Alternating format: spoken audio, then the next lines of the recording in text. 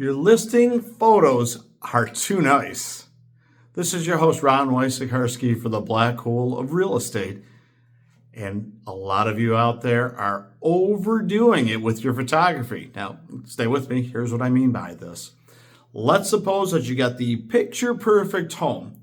Then you want professional photography and you want to make it look amazing online.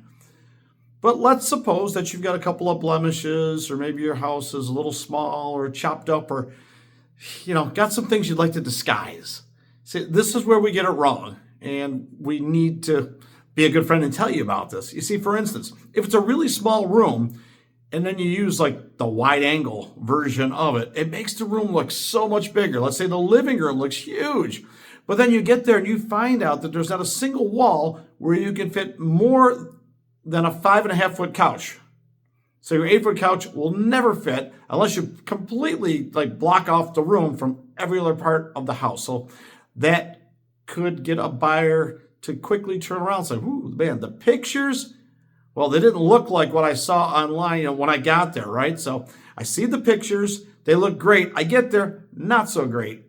Now, I'm not saying anybody's misrepresenting it. You want to show your home in the best light, but if the person gets there that's ready, willing, and able to buy, expects a big living room, but they can't fit a love seat in there, see, this can be a problem. And then the home becomes unbuyable to them. Not unsellable to you, unbuyable to them.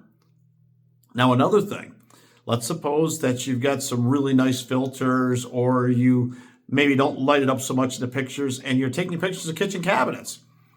And based on a certain angle, it can look okay. But then when you get there, then you find that the cabinets underneath the sink, well, they're barely attached. They're falling literally out of the main cabinet, and they're at an angle, but they were propped together to be level for probably just the picture. And then as you get a little bit closer to it, you notice there's all chips in there. There's different colors. They use touch-up paint that is like an off-white when it's a gloss white, and it's very, very noticeable. Then your kitchen photos, let's suppose that you didn't want them to see that you had some vinyl flooring in the kitchen, but underneath the refrigerator, there's still the old tile. Maybe the guy putting the floors down didn't want to pound out all that tile, or just didn't want to bother with it, or maybe he ran out of materials. I don't know. But it looks really weird in the middle of a kitchen when your kitchen's on its own little tile island while the rest is LVP. See, that's an awkward look. And it didn't show that way in the picture because the refrigerator is shown in the picture, but not the floor below it. So, there's surprise. You get there, and in a really small kitchen, when the cabinets are falling off, the paint looks terrible, and there's 2 different floors in a 6x8 space. See, these are things that make your home unbuyable. And we want to make sure that we're not doing something that gets in the way. And the living room looks big, and you can't even fit your furniture in there. See, another problem. As we start to learn what to do in real estate, quite often we advise to take the pictures that look like the home. And rather than lure someone in there under the pretense that everything looks great and everything is huge and everything is perfect, only to get there and be disappointed, it might make sense to have really nice pictures that accurately depict the space. Let them know, hey, the living room's a little bit small. However, we use some virtual staging to show you how that you could fit a living room set in there, or a couple of chairs and a love seat, or a smaller couch, maybe a TV on the wall. Can we paint the picture for them of what it might look like in space to better utilize the space? Maybe the people below had some really old furniture, some undesirable furniture, or maybe they moved out before the pictures. So if you cannot visualize, you walk in there, you just see this really tiny space, it's going to be hard for someone to imagine it. In the case of this one, there was bedroom doors coming off on either side. So in some areas, you only had 2-3 feet to work with. Now, I'm not saying every place is going to be like this, but I want to give you some credible examples of what can go wrong when somebody enters the property. I would let you know that anything can be done to make it look a little bit better, especially now with all the filters and things you can do with cameras and lighting. But is that how you want the experience to go for the customer? I would rather that they see, hey, you know what? I noticed from the pictures there's a couple of spots on the wall from when they probably touched up where there's picture holes the picture hangers was in the wall. Okay, you know what? We were never going to keep it that yellow color. We wanted to paint it gray. So it's been patched. We're going to paint over it. Not a big deal because I was going to do that anyways. Maybe let them see that the flooring's a little bit older, but let's face it, most people, when they go in, they anticipate changing out some flooring, repainting the place, maybe inside and out. Most people plan to do that. Every so often, the seller has it just right where they don't have to do that. And if it's really nice and clean, that would help. You see, that's the other thing. You make the place look so nice in the pictures. The kitchen's chopped up.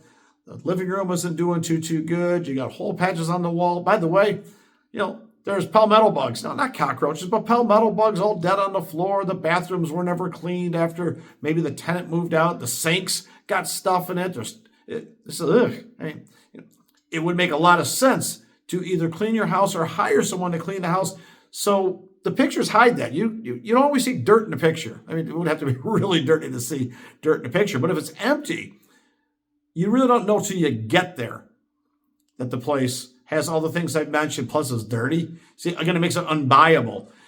So your pictures can actually be too nice for your property, and you can make it a little more realistic so that the consumer experience is such that they saw it online, and when they arrived at the home, it was pretty much the same thing.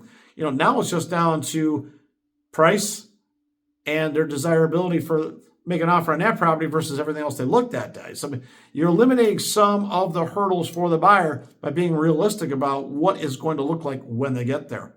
Now, I guess the other side of this is, what if you have an amazing place and really crappy photos? Maybe somebody's got a flip phone from 1962 and, they're clicking away. Or I love when, I actually don't love it, when you see the front photo of a listing and you notice the frame of the car door or the window, like the agent didn't even get out of the car to take the pictures, or maybe it was for sale by owner. I mean, do better, guys. At least get out of the cars so we can't see you're sitting in the car using your crappy phone to take a picture.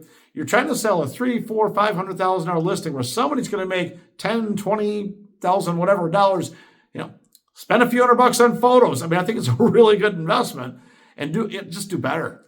So if your marketing is such that you got really lousy photos on there, number one, if you're selling it by owner, fire yourself. And if you hired an agent and they got crappy photos out there, well, maybe ask that question the next time around in the interviews. Show me an example of the photography that you use in your work.